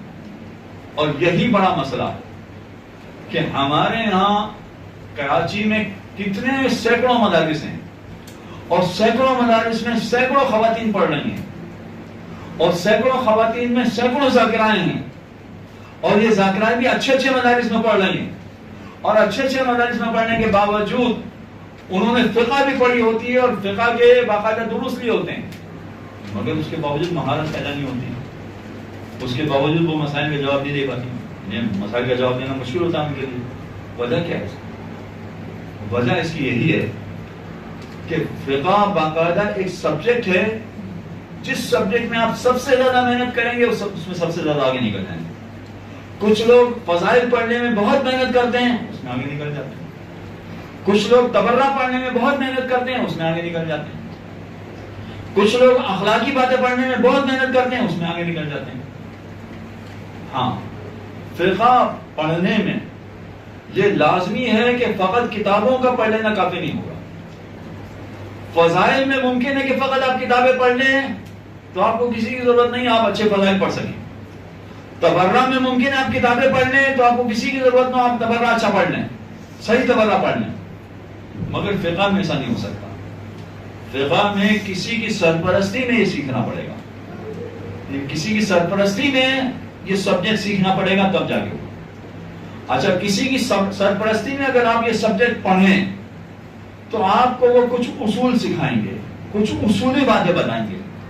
ان اصولی باتوں کی وجہ سے آپ کئی مسئلے حل کر لیں گے، کئی مسئلے حل کرنے کے قابل بن جائیں گے. مثلا ایک مسئلہ آپ کو بھی معلوم ہوگا، اس پلیٹ کے بارے میں مجھے شک ہے کہ یہ نجس ہے یا پاک. تو کیا سمجھوں میں؟ ٹھیک ہے نا، یہ تو پڑھا ہے آپ نے، بالکل سمجھ میں آ گیا، یہ اصول آپ نے سمجھا ہے. اس ایک اصول کی مدد سے آپ 1000 2000 5000 مسئلے حل کر سکتے ہیں. کیسے؟ بھائی میں روڈ پر جا رہا تھا تو وہ چیٹے اڑ گئے، اس کو میں پاک سمجھوں کہ نجس سمجھوں؟ ہمارے یہاں ہندو کام کرتے ہیں دفتر میں، تو وہ بیسن وغیرہ دھوتے ہیں، تو وہ بیسن دھونے کے بعد جو ہم وہاں جائیں اور ہاتھ دھوئیں یا منہ دھوئیں تو چھینٹیں اڑیں، چھینٹوں کو ہم پاک سمجھیں یا نجس سمجھیں؟ یہ سارے مسئلے ہیں. بھائی باتھ روم میں ہم جاتے ہیں تو باتھ روم میں بچے پیشاب بھی کرتے ہیں اور چھوٹے بچے ہیں تو گندگی بھی پھیلاتے ہیں وہ. اب باتھ روم سے جو چھینٹا ہمارے کپڑوں پہ لگے گا وہ نجس ہوگا کہ پاک ہوگا؟ کتنے ایسے مسئلے ہیں، یہ 1000 2000 بھی میں نے کم کہہ دیا، سینکڑوں ایسے مسئلے نکل آئیں گے کہ جن کا حل نکل آئے گا. اس لیے کہ آپ نے ایک اصول سمجھ لیا ہے کہ اگر کوئی کسی چیز کے بارے میں شک ہو جائے کہ نجس ہے یا پاک ہے تو بات سمجھ جاتا ہے. تو اس کا مطلب یہ ہے کہ جہاں یہ کتابیں پڑھنا پڑتی ہیں، ان کتابوں کے ساتھ ساتھ اصول بھی پڑھنا پڑتے ہیں جس کی مدد سے سارے مسائل حل ہوتے ہیں. اور یہ اصول انسان خود بخود نہیں سمجھ سکتا ہے، یہ یاد رکھیے. آپ ہو سکتا ہے باقی کتابیں پڑھ کے بہت ماہر بن جائیں، آپ اخلاقیات کی کتابیں پڑھنے کے بعد اخلاقیات کا بہت زبردست درس دیں اور بہت زبردست تقریر کریں، مجلس سے پڑھیں آپ اس کی، یہ ہو سکتا ہے. لیکن فقہ میں ایسا نہیں ہو سکے. اس میں یہ اصول سمجھنے کے لیے ماہر کی ضرورت ہوگی جو سمجھائے اصول کے یہ کیسے بنتا ہے اصول، اور وہ سمجھائے تو اس کے بعد پھر آپ سمجھنے کے بعد ڈائریکٹ کسی کو بتانے کے بجائے پہلے ان سے پوچھیں گے جنہوں نے آپ کو سکھایا ہے. ان سے پوچھنا پڑے گا کہ یہ سوال ہے، کیا اس کا یہ جواب بنے گا، یہ جواب صحیح ہے کہ صحیح نہیں. یہ پوچھ کے آگے بڑھنا پڑے گا، تب فقہ میں جا کے وہ راستہ. ایک اور اصول، یہ اصول آپ، یہ تو چونکہ آپ کا جانا پہچانا تھا اس لیے میں نے آسان ترین اصول آپ کے سامنے سب سے پہلے پیش کیا. اب ذرا سا ایک اور اصول آگے بڑھتے ہیں. میں بہت مشکل باتیں نہیں بیان کرنا چاہ رہا. اب یہ طہارت اور نجاست جس میں آپ کو مہارت ہے، اسی کی چند مثالیں آپ کو دے رہا ہوں. ورنہ تو بینکنگ کی مثالیں، ریٹائرمنٹ کی مثالیں کہ آدمی ریٹائر ہو گیا تو کیا کریں، پرائز بانڈ کی مثالیں، انشورنس کی، پتہ ہزاروں ٹاپک ہیں، ان سب کی الگ الگ مثالیں ہیں. ایک اور مثال طہارت کی سن لیجیے، بس میرے پاس شاید گنجائش نہیں ہوگی اس کے بعد. اب یہ پتہ نہیں مجھے سلوات پڑھے ذرا میں جیب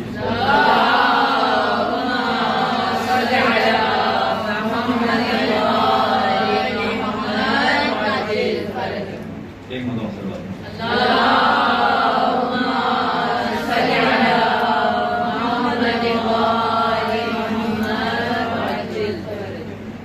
ایک بار طہارت کو اصول سمجھ لیں. اگر فرض کیجئے کہ آپ نے نماز پڑھ لی اور نماز پڑھنے کے بعد پتا چلا کہ آپ نے نجس لباس میں نماز پڑھ لی، آپ کی نماز صحیح ہے یا غلط ہے؟ صحیح ہے. جی صحیح ہے. غلط ہے، دوبارہ صحیح نہیں بازار پڑھنی ہوگی. اچھا، یہ ایک طہارت نجاست کا مسئلہ ہو گیا نا کہ بھئی کپڑے نجس تھے تو نماز صحیح ہے، نماز غلط ہے. اب پتہ نہیں صحیح ہے، ابھی بعد میں طے کریں گے. اچھا فرض کیجئے کہ ایک شخص کو وضو کرنا نہیں آتا تھا، اس نے غلط وضو کے ساتھ نماز پڑھ لی کچھ عرصے کے لیے، اس کی نماز صحیح ہے غلط؟ کیا ریزن ہے؟ آپ کپڑے میں تو یہ کہہ رہی ہیں کہ نہیں نماز صحیح ہے، وضو میں کہہ رہی ہیں کہ نہیں صحیح نہیں، کیا ہوتا ہے؟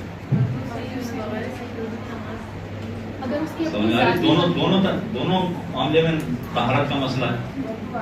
ایک میں کہہ رہی ہیں کہ اگر وضو غلط ہے تو نماز غلط ہے، اور دوسرے میں کہہ رہی ہیں کہ اگر کپڑا نجس ہے تو پھر بھی نماز صحیح ہے. ایسا جواب کیوں ہوتا ہے؟ اب دیکھیے اس کا اصول سمجھ لیجیے. اچھا یہ اصول کی میں پوری جزیات بیان نہیں کر رہا، فقط یہ سمجھانے کے لیے کچھ باتیں بیان کر رہا ہوں. جزیات تو بہت لمبی چوڑی ہوتی ہیں. اصول یہ ہے کہ اگر کسی کا وضو، غسل یا تیمم، ان تین میں سے کوئی ایک چیز بھی غلط ہو جائے تو اس کی نماز صحیح نہیں ہو سکتی، اس کی عبادتیں صحیح ہونے کا کوئی طریقہ نہیں ہے. وضو، غسل اور تیمم، ان میں اگر کوئی خرابی ہو گئی تو اس کو صحیح کرنے کا کوئی طریقہ نہیں. ہمارے پاس ایسے ایسے لوگ آتے تھے کسی زمانے میں کہ جن کی عمریں ہم سے 30 سال بڑی تھی، آج تو پتہ نہیں زندہ ہیں کہ نہیں ہے، اور کہتے تھے کہ ہم جب انڈیا سے ہجرت کر کے آئے تو وہاں جو مدرسے میں پڑھتے تھے تو مدرسے میں سکھایا گیا تھا کہ ایک مرتبہ وضو کرنا واجب ہے، ہاتھوں میں پانی ڈالنا، دوسری مرتبہ مستحب ہے، اور تیسری مرتبہ ڈبل مستحب ہے. تو ہم نے تو اسی طرح سے نمازیں پڑھی. اب آپ بتائیے کہ ہماری نمازوں میں کیا ہو؟ اب ان کی عمر اس وقت 60 سال ہے مثلا. جواب آپ کو معلوم ہے؟ یعنی یہ کہتے ہوئے بڑی تکلیف ہو رہی. دیکھیے یہ بے دین نہیں ہے, یہ خدا کی نافرمانی نہیں کرنا چاہتا. اس نے بیچارے نے خلوص کے ساتھ نمازیں پڑھی ہیں اور پورے دھیان سے نمازیں پڑھی ہیں, مگر کیا ہوا کہ اس نے غلطی. جو مسئلہ سکھانے والا تھا وہ صحیح نہیں جانتا تھا, جس نے بھی مسئلہ سکھایا اس نے مسئلہ صحیح نہیں سکھایا, تو اس کے مسئلہ نہ سکھانے کی وجہ سے اس کا موضوع غلط ہو گیا. چاہے اس کا کوئی قصور نہیں ہے, اس نے بالکل دیانتداری سے اپنی نمازیں پڑھی ہیں. قصور وہ مسئلہ بتانے والے کا ہو سکتا ہے, میں کہوں کہ اس کا بھی قصور نہ ہو, اس کو کسی اور نے سکھایا ہے, نہ معلوم کیا ہوا. لیکن اگر غلط مسئلہ کسی نے بتا دیا اور 30 سال تک اس طرح سے نمازیں پڑھی گئی ہیں, 30 سال کی نمازیں باطل ہیں, کہتے ہوئے بہت دکھ ہو رہا ہوتا ہے کہ آپ کی ساری نمازیں باطل ہیں, بہت دکھ ہو رہا ہوتا ہے. بیچارہ نہیں. وضو غسل تیمم میں اگر کہیں کوئی غلطی ہو جائے تو اس کی کوئی معافی نہیں ہے, وہ ہمیشہ عبادت باطل سمجھے گا. مجھ سے ایک مسئلہ کسی زمانے میں ایک خاتون نے پوچھا تھا. اچھا وہ خاتون بھی ایسی تھی کہ وہ باقاعدہ مدرسے آتی تھی اور باقاعدہ سارے مسائل سیکھے ہیں, شرعی باتیں سیکھی ہیں, اور ایک زمانہ ایسا تھا کہ خواتین کے مخصوص مسائل بتانے والی کوئی ذاکرہ تھی نہیں, کوئی معلمہ تھی نہیں. یہ میں آج سے 35 سال پرانی بات کر رہا ہوں. اس زمانے میں کوئی بتانے والا تھا ہی نہیں. خواتین میں سے کسی کو اتنی مہارت نہیں تھی کہ وہ خواتین کے مسائل بتا سکیں, کسی کو. تو مجبوراً کئی کلاسز مجھے لینا پڑی تھی اس زمانے میں خواتین کے مخصوص مسائل کے حوالے سے. تو بہت ساری خواتین نے مسئلے سیکھے تھے اس زمانے میں, ساری باتیں سیکھی نہیں معلوم. اور اس زمانے میں کیسٹس ہوتی تھی, اور کیسٹ کی ریکارڈنگ بھی بہت ساری جگہوں پہ جاتی تھی, تو وہ اس کے ذریعے سے بہت سارے لوگوں نے سیکھا. یعنی میں جو یہ اپنا افسوس اور اپنا درد دل آپ کے سامنے بیان کر رہا ہوں کہ خواتین میں ہر طرح کے, بلکہ مردوں کی بھی بات میں نے بیان کر دی کہ ہر طرح کا بولنے والا آپ کو مل جائے گا.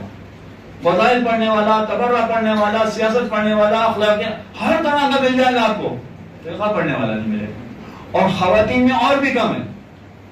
اس وقت اتنے سالوں کے بعد میں فقط 2 خواتین ذاکرہ کو جانتا ہوں کہ جن کو فقہ میں مہارت ہے. فقط 2 کو میں جانتا ہوں, ہو سکتا ہے آپ کی نظر میں کچھ اور بھی ہو. نمبر 1 طاہرہ جعفر, پتہ نہیں آپ نے نام سنا ہے کہ وہ بھی بہت زیادہ شوق رکھتی ہیں, اس وجہ سے ان کو مہارت ہو گئی, اور کافی انہوں نے ہمارے درس سنے ہیں. ایک طاہرہ جعفر ہے جو فقہ میں مہارت رکھتی ہیں, ایک زہرا یاسوبی, اور ان کو مہارت غالباً ان کے شوہر کی وجہ سے. حجت الاسلام مولانا عامر یاسوبی صاحب, وہ خود بہت بڑے فقہ کے ماہر ہیں, بڑے زبردست عالم ہیں وہ, تو ان کی وجہ سے ان کو مہارت ہوگی. ورنہ میں کسی کو نہیں جانتا کہ اتنی مہارت ہو کہ وہ کمپلیٹ باقاعدہ خواتین کے سارے مسائل بتا سکیں. نہیں, بڑے پرابلمز ہیں اس میں. تو وہ ایسی خاتون ہے کہ جو باقاعدہ مدارس میں آنے کے بعد, درس لینے کے بعد, سب سیکھنے کے بعد ایک مسئلہ ان کو پیش آ گیا. وہ کیا کہ جب حج پڑھنے گئی تو طواف کے دوران میں ایک مسئلہ ان کو ایسا پیش آ گیا, اور بعد میں آ کر انہوں نے وہ مسئلہ ہم سے پوچھا. تو میں تو مسئلے کا جواب جانتا تھا, اس کا جواب کیا ہے, فارمولا آپ کے سامنے پیش کر دیا جواب. لیکن اس زمانے میں غالباً 2 لاکھ کا حج ہوتا تھا, تو میرے لیے تو وہ 2 لاکھ کا مسئلہ تھا کہ اگر جواب ادھر ہو جائے تو 2 لاکھ گئے, اور جواب ادھر ہو جائے تو 2 لاکھ صحیح ہو گئے. لہذا مناسب ہی سمجھا کہ نہیں مسئلہ پوچھوا دیں. چنانچہ مسئلہ پوچھوایا, پتا چلا کہ وہی جواب آیا کہ نہیں, ان کا طواف غلط ہے, اور طواف غلط ہے لہذا حج بھی غلط ہے. وہ تو پریشان ہو گئی. آپ نے دیکھا چھوٹی سی غلطی ہے, چھوٹا سا مسئلہ, اور کتنا بڑا مسئلہ بن گیا یہ, کتنا خطرناک قسم کا مسئلہ بن گیا یہ. ہوتا اسی وجہ سے یہ کہ اگر کچھ خواتین نے اس معاملے میں مہارت حاصل نہیں کی تو خواتین بیچاری محروم رہ جائیں گی, ان کو نہیں پتا چلے گا. یعنی وہ دل سے عبادت انجام دے رہی ہیں. جتنی زیارتیں عورتیں کر رہی ہیں اتنی مرد نہیں کر رہے ہیں, جتنے عمرے اور حج عورتیں کر رہی ہیں اتنے مرد نہیں کر رہے ہیں, جتنی نمازیں عورتیں پڑھ رہی ہیں اتنے مرد نہیں پڑھ رہے ہیں, مگر پھر بھی بیکار ہو گئی, پھر بھی ضائع ہو گیا. وجہ کیا ہے؟ کوئی بتانے والا نہیں، کوئی فقہ سمجھانے والا نہیں، سکھانے والا نہیں کہ یہ کیسے ہوگا. تو اس کا عبور اسی طرح سے حاصل ہو سکتا ہے کہ اس کے کچھ اصول ہیں. اصول میں یہ دوسرا اصول میں نے آپ کے سامنے بیان کر دیا کہ اگر وضو غسل اور تیمم میں کہیں گڑبڑ ہو جائے تو وہ عبادت سے نہیں ہو سکتا، وہ تو باطل بھی ماننا پڑے گا. ہاں لباس میں اگر نجاست لگ جائے تو اس کے الگ مسئلے، جیسے آپ نے الگ الگ سب نے جواب دیے کہ کبھی وہ صحیح بھی ہو سکتا ہے اس لیے کہ پتہ ہی نہیں تھا کہ مثلا لباس نجس ہے، نماز کے بعد پتہ چلا کہ نماز لباس نجس ہے تو نماز صحیح ہو جائے گی.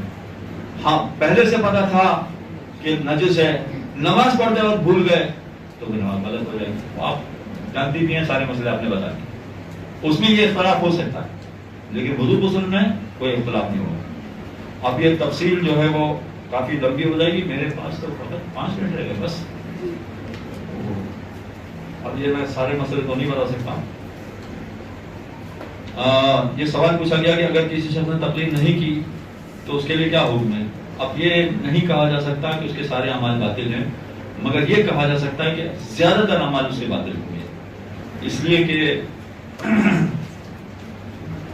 اگر وہ تقلید نہیں کر رہا تو اس کو احتیاط پر عمل کرنا پڑے گا، اور احتیاط پر کوئی عام آدمی عمل کر ہی نہیں سکتا.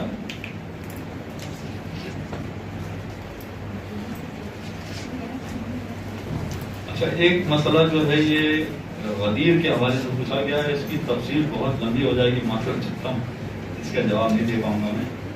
دوسرا ایک مسئلہ یہ کہ نماز کے بارے میں سوال ہے کہ کیا مردوں کے لیے پہلے رکعت میں؟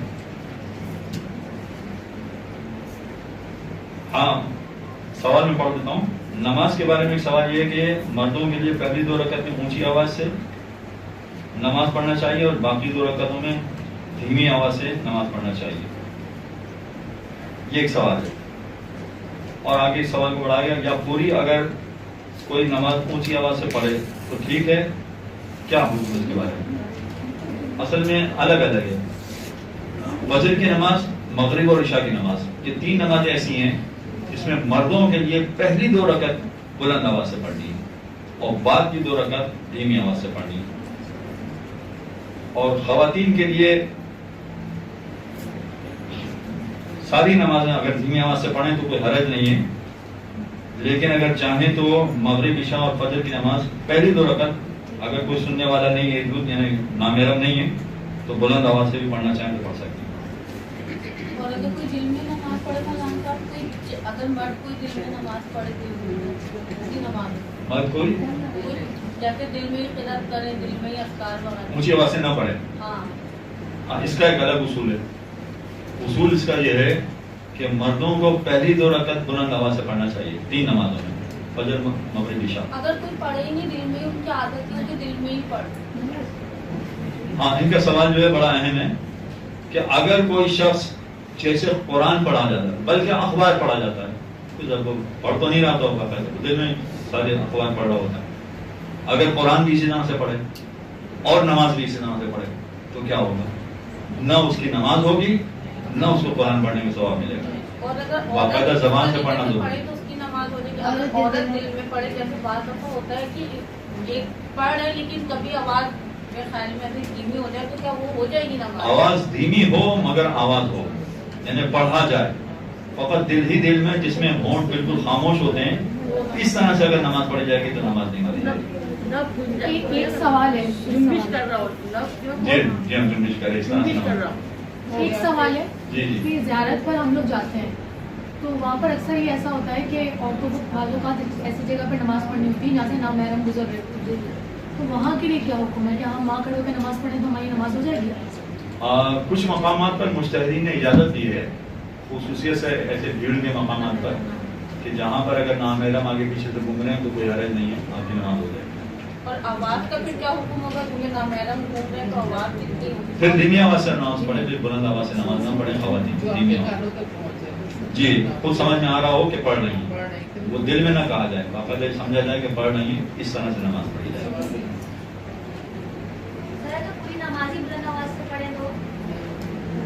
ہاں اگر پوری نماز بلند آواز سے پڑھیں کا مطلب یہ ہوگا کہ تیسری اور چوتھی نماز رکعت بھی بلند آواز سے پڑھیں، تو اگر غلطی ہو گئی ہے تو کوئی حرج نہیں.